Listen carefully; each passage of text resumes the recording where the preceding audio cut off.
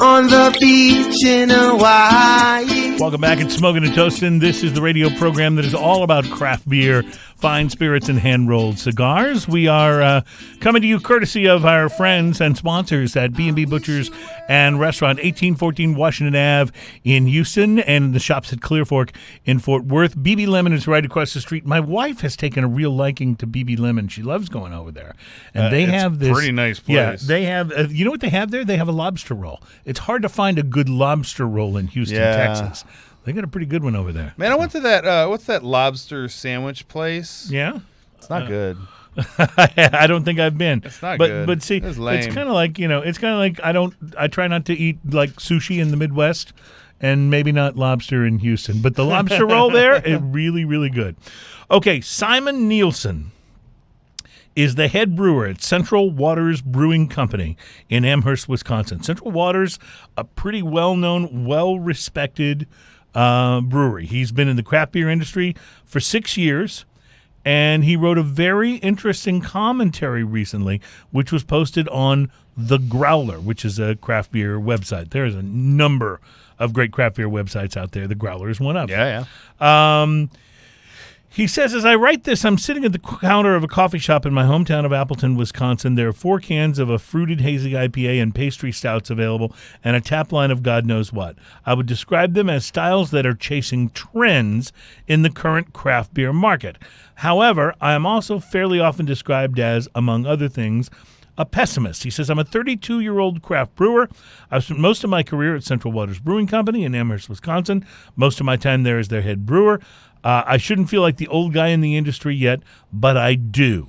As consumers are leaving flagship brands in the dust and instead clamoring for whatever the latest styles are, I am finding brewers like myself growing exhausted by the pace of releases and the constant need to push boundaries, seemingly just for the sake of doing so. And it's a very long article. I'm not going to read the whole thing to you, but he goes on to say that to him, the loss of originality is killing the heart of what he describes as our movement. Where have the artists gone? Where have the brewers with something to say gone? Simon Nielsen believes that craft beer is dying. All right. Your thoughts, Ian Barry? So here's the problem. Everything goes through phases. Mm-hmm. And one of those phases is expansion, Mm-hmm. right? Before it calms down and comes back into settling in. And one of the things we've seen over the last few years is the expansion of styles. Like, everyone's pushing the boundary. He even says it in there, like, simply for the sake of pushing boundaries. It's going to happen. If you don't push boundaries, you don't progress. Right. Guess where you stay if you don't push the boundaries? You stay within the boundaries, which is not progression. Right. So I disagree fundamentally on that statement. Okay, now I get what he's saying. Okay, people are doing frivolous and crazy things, but that's a part of it. What happens is you keep pushing this envelope, you keep pushing the boundaries, and you keep going crazier and crazier until it gets to be enough. You know? Mm-hmm. The same thing happened, by the way, in the late 80s with hairband metal. It got so ridiculous that everyone said, okay, we don't even want guitar solos anymore. And then you had... And then suddenly no guitar solos. No guitar solos, and you had, like, the rawest sounding, sounds like you made it in a garage. So I think, and we called it alternative music, right? I mean, they were grunge. I mean, whatever. Right. Yeah, sure. Grunge was part of alternative, whatever. Make it make sense. But you get the idea. So I think what's going to happen is the same thing. They're going to go through the same kind of trends. Everyone's pushing. We're going to make so many crazy things that are so far out, and we're going to figure out what doesn't work. Mm-hmm. And that's a very important part of progress, what doesn't work.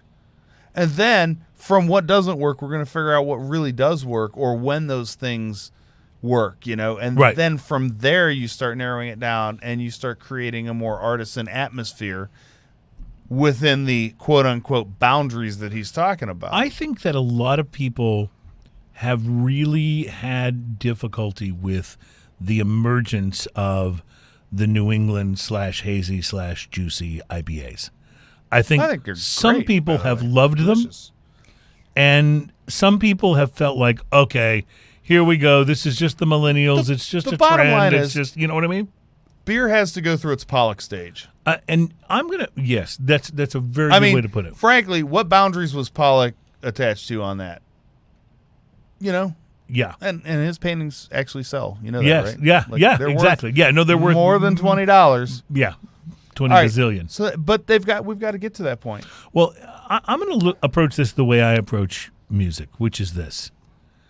If you like Justin Bieber, enjoy the hell out of Justin Bieber. I hope that you won't limit yourself to just that, but like what you like. It's okay. If you like progressive rock that is really complex and requires virtuoso musicianship to play, awesome. Glad you can appreciate it. But don't take a dump on every other style of music just because it isn't that. Are you getting on to me about teasing you about Chevelle? No, I hadn't even thought of that. But yes, absolutely. But no, I'm actually just teasing you. Yeah, right? but here's the thing. Like what you like. It's okay. Guess what? If you actually tap your toes when Old Town Road comes on, don't be embarrassed about it. It is what it is. Now, there's plenty of styles of music that I don't really appreciate or like. I'm a little polarized by that last statement, so give me just a moment on that one. Honestly, I threw that one in there just to mess with you. Like, I'm having a hard time. I'm still processing it. I'm having a hard time coping with that one. But do you tap your toes? No. Okay, then that is what it is all by Like, itself. I actually have a visceral reaction to that song. It makes me, like, vomit a little bit in the back of my throat. And it's also been number one in the charts for longer than, like, any other song in the current era. Yeah, absolutely. Right. Absolutely. And I'm not trying to defend Old Town Road. My point is, if that's what you like it, love it, live in it, wallow in it. If you like Cardi B, who I think has about as much talent as that bottle cap that you, like, twisted and screwed up over there. Actually, that bottle cap has a funny phrase on the bottom of it. Oh, okay. Well, it has definitely more talent than the Cardi B. Yeah. But the point is, if that's what you like it. Live it. Don't let some old curmudgeon like me who doesn't get it. I don't get Cardi B. I think she's talentless Instagram whore. But that's just me. You know? I don't understand how you really feel. I know. I'm unclear about this. But You're going to have to dumb that down for me. But if that's what you like it. It's okay. You know what I mean? Like, no one should tell you what you have to like, I guess is what I'm getting at. And so I bring this now back to beer. If you like juicy IPAs, listen, if you like Bud Light with lime, go for it. Like, I don't like it. I think it's horrible. But if that's what you what like, about like Natty it. Daddy? With like an 8% or 9% alcohol. I got a little bit of fondness for anything with the Natty name on it. I got to tell you. Okay, we're challenge Natty Bo, here. Natty, We're going to have 80s Day here. Okay. Where both of us bring 240s of something different. My wife will not listen to that show. She hates the whole 80s thing. But it's 240s of something different. Oh, gotcha. That equals 80, That's buddy. 80s Day. Okay. All right. That'll be 80s Day for us. We'll do 80s Day. We each bring in 240s. I like it. But they have to be legit 40 ounces. They can't be like Shiner in a big bottle because that's actually 32 ounces. That's actually 32. It's okay. not 40 ounces. I'm going to see if I can still find some of that Little King's cream ale that they used to have in the 40s. I used to drink that, man. College. Woohoo! Yeah, buddy. No, but here's what I'm saying. Like what you like. But like what you like, but don't limit your world to that. Yeah. Be free. Feel free to try other things. And I would say to Well, that's why I'm so amazed. Okay, like, I'm sorry to interrupt you there, but that's why I'm so amazed about people who drink. A lot of macro brew drinkers homogenize their drinking to the point where that's literally the only expression they ever drink. Right. Like they will drink. I'll drink Miller Lite, and if they're out of Miller Lite, I might bring myself down to Bud Light or something like that, or vice versa. And it's amazing that it's literally like, would you go to a restaurant and drink the same thing or eat the same thing day after day after day after day after day after day after day after day? Mm-hmm. I mean, is that like, I just can't live my life like that. My buddy and business partner, Pat, is primarily, I mean, he doesn't like IPAs. Mm-hmm. The heavy beers he can't really deal. He has no problem with a Miller Lite or a Bud Light. Know what his new favorite beer is? What's that? 805 from Firestone Walker. So good. Which I introduced him to, and he's like, man, so good. This is delicious. Yes. So there you go. It's somebody who has a palate that likes this particular kind of thing, but wasn't afraid to try something new and go, wow, I taste that. I get it. That's the flavor. And so that's what I say to you. Like what you like, enjoy what you like, but be open to trying other things. And that's the thing the reason I think craft beer isn't dying is because there's never been more things to try. Now, I understand that the Sam Adams of the world, that the Sierra Nevadas of the world, that some of the first trailblazers of craft beer are struggling right now because people are having a tendency to go with whatever's newest, whatever's the latest, whatever's getting the latest, 4.5 plus rating on Untappd. I get it. I understand how that can be a little frivolous. But at the same time, that doesn't mean the brewers shouldn't be trying for those ratings. It doesn't mean that they shouldn't be trying to do things that crowd enjoys. All I would say to that crowd is, remember how we got here. I have a bit of method, okay? All right. So one of the things because I like different flavors. It depends on my mood. It depends on a lot of things. Am I going to smoke a cigar? Am I just sitting around? It depends. So I like a lot of different beers, and I like them for different reasons.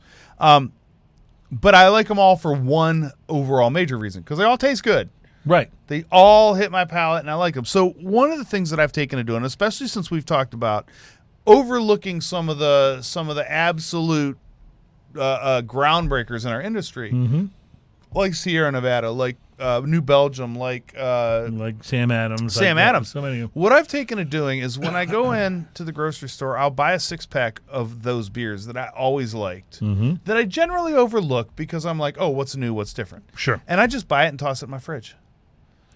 And what's cool about that is now when I look in my fridge, I have a bunch of super classic, awesome beers, and sometimes that's what I want. Yeah. I'm because the other problem I had before I started doing that is my fridge is full of Belgian quads, right, and triples, and that's not always what you want. And all of these beers that are hard to find and hard to get, or super expensive, and are all like these giant. Like this. I was just about to say one of those beers is on Mr. Twirligig right now. And how do we decide to pronounce that? Well, you went to some sort of a translation app. I did, and we forgot it by now already. Sikatale or something. Sikatale, I think. And by the way, if you look, that's red lasers. Yeah. And blue lasers. Okay. And the big white part is knowing. That is half of the battle. Well, it's good to know. That went right over my head. I hope it did over yours as well. Did you never watch G.I. Joe? Yes, I love G.I. Joe. Knowing is half the battle. I know. I love G.I. Joe. I actually looked up how to pronounce that, and yeah. I want to say it was Sikatale. I heard you did it during the break. Here we go. You did it during the break. This one had a long lead into it. I hate that. So we're going to sit here and we're going to listen for a second, see what it says. It's going to say, how do you pronounce? Skittily. Skittily. Oh, see, I should remember that. It was like Skittles. Skittily. It's like you took the word Skittles and the word Italy and combined them. Oh, that was it. Skittily. Skittily. Skittily. So Skittily. So this is the Sikatale. I was saying, what is my freaking problem? Skytail. I don't know. Sikatale. How do you say these words? Sikatale, man. That's not. I'm not pretentious at all. What is this language that we speak? So Skittily. Skittily. So tell me about Skittily, Ian. Because you did bring this beer in, and I'm pretty sure it's not going to taste like Malort, so I'm excited. All right. So this is a barrel-aged imperial stout from Great Basin. Great Basin, first of all, what an awesome brewery they are. The bottle is worth a 10-cent refund. I think that the brew master at Great Basin, I bet he doesn't feel like craft beer is dying. Probably not. I hope not, because I want him to keep making some. Now this is a 2018 Expedition release. Okay. This is 11.8%. It says... So it's on the lighter side for you. Age at 55 degrees. I might have been keeping it colder than that. So we'll see how that works out. But I'm pretty excited about trying this. I think you should be. It comes in this great looking... Oh, what a great... I love when beers will go that extra packaging. Box packaging, so it's pretty extra special. I don't know if there's extra story on it. Oh, there is. It said here. You know what? I'm gonna let you take care of that while I do this. And this beer comes from Sparks, Nevada, which is the home of the Great Basin Brewing Company. And the date on this box is December 18th. Is that 2018? Ian? Yeah, 2018. Or 2016. It almost looks like a 6. It says late in 2016, charred oak bourbon barrels were successfully and carefully filled with pitch black elixir, fated to undergo a transformation. There it would condition under the watchful gaze of our brewmaster, waiting for the perfect moment to emerge. After countless evaluations, the time came 427 days later, hence the 427 in the name. Okay. The oak had weaved its way throughout Skittily. I almost said Cicatale. Cicatale. I like Cicatale. That sounds like an Italian sports car. It had weaved its way through Skittily, imparting the lively symphony of flavors and aroma that our brewmaster sought. Meander through the mysteries of 427 Skittily, but remember that few expeditions we set out upon unfurl to predictable fashion. That's well written, by the way. Nice. And so day number 427 was the day the brewmaster said, "Yep, that's what we wanted," and so that's where this came from. Over a year in that cask. Yeah, Substantial amount of time. I'm going to tell you, this is silky delicious. It almost smells silky, if that's possible, because I haven't taken a taste yet.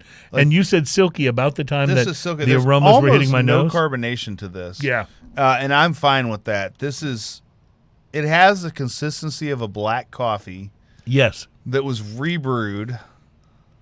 It has very little carbonation. It has some coffee and chocolate flavors, and it has absolute deliciousness going on. Well, I will tell you, Ian, this falls right into the category that we were mentioning earlier about it's a bomber, it's delicious, but it's a conversation starter.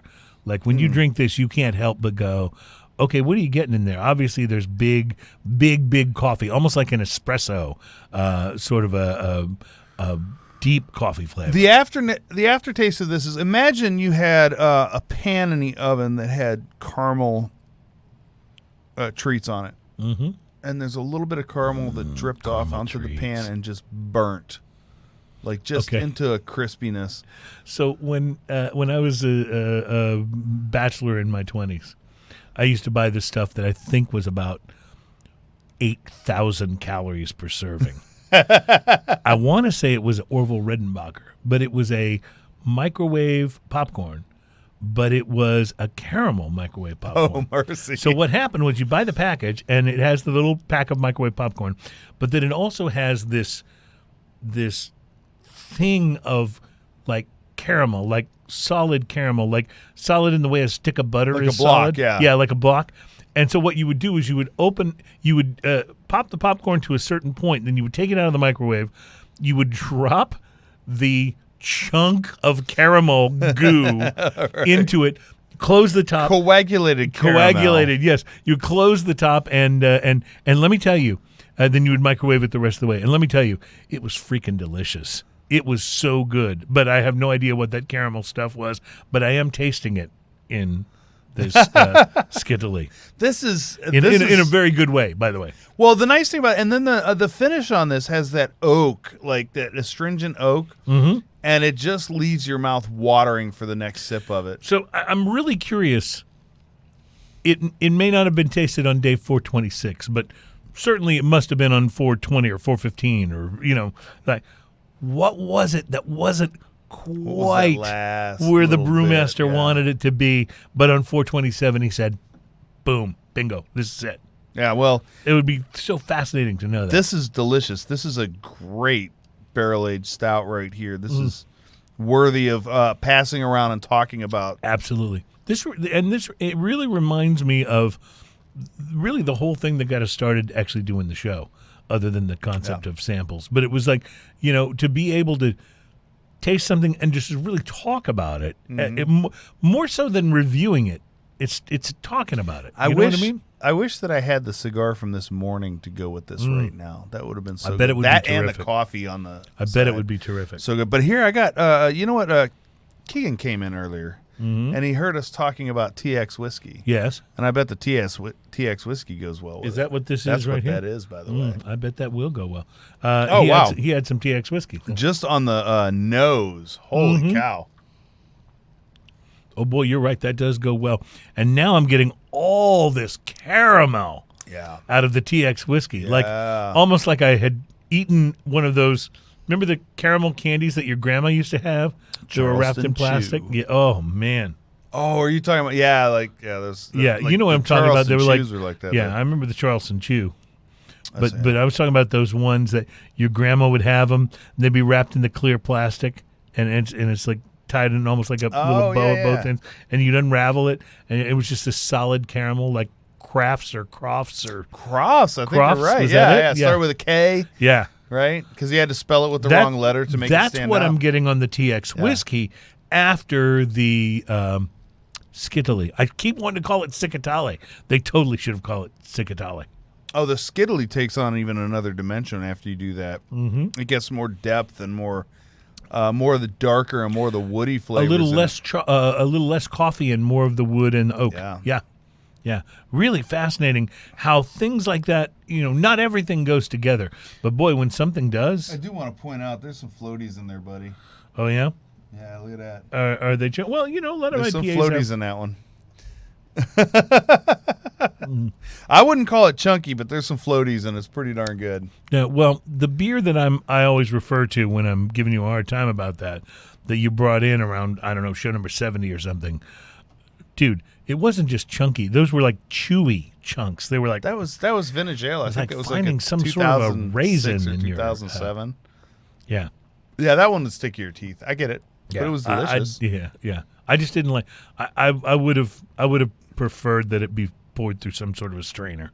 I will point out that you like some IPAs that will actually scour your teeth, and that's not attractive to me. I would rather have beer sticking to my teeth than taking the finish off. Well, this beer does neither.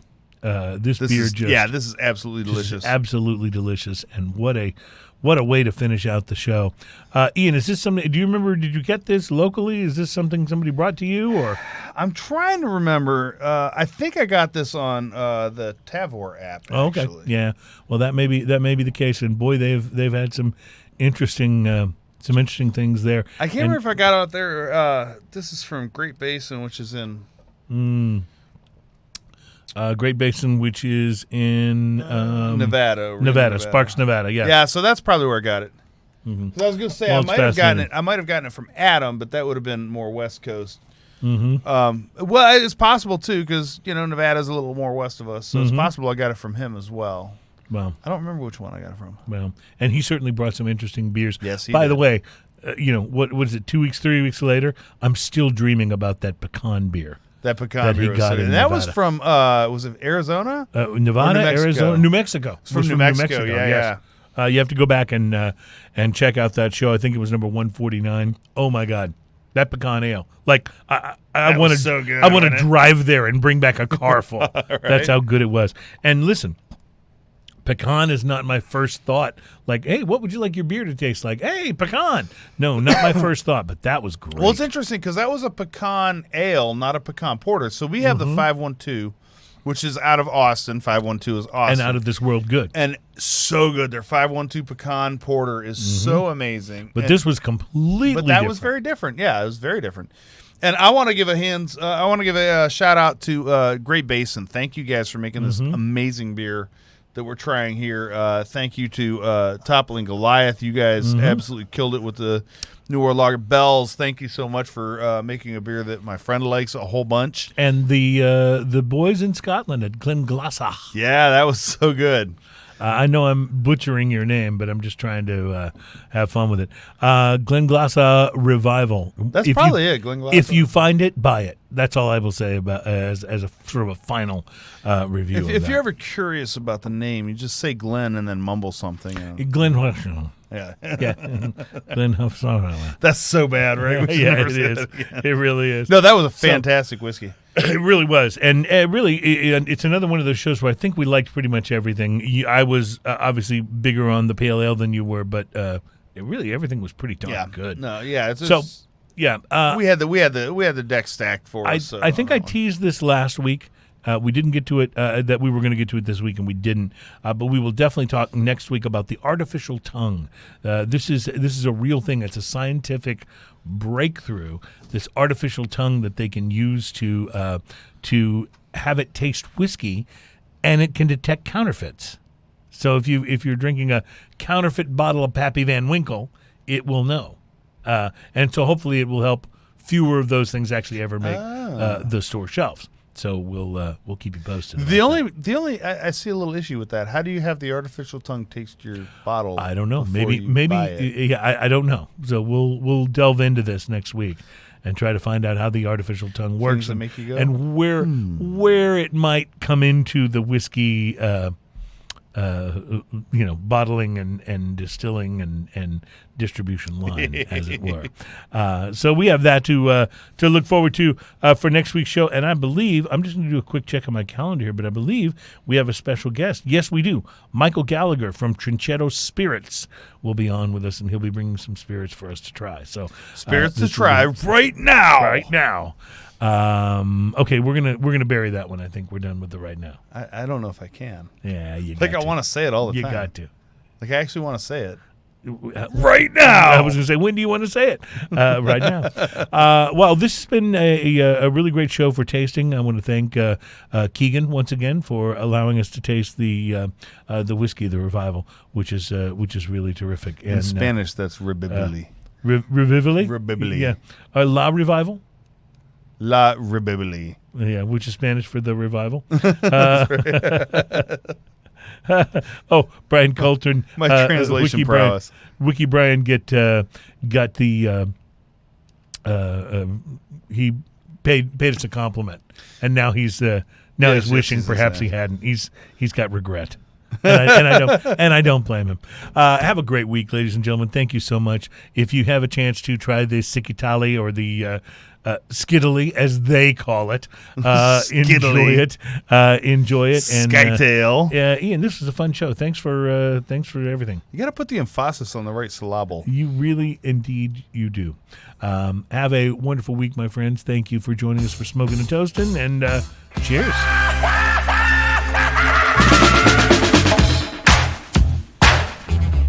That was old school awesome.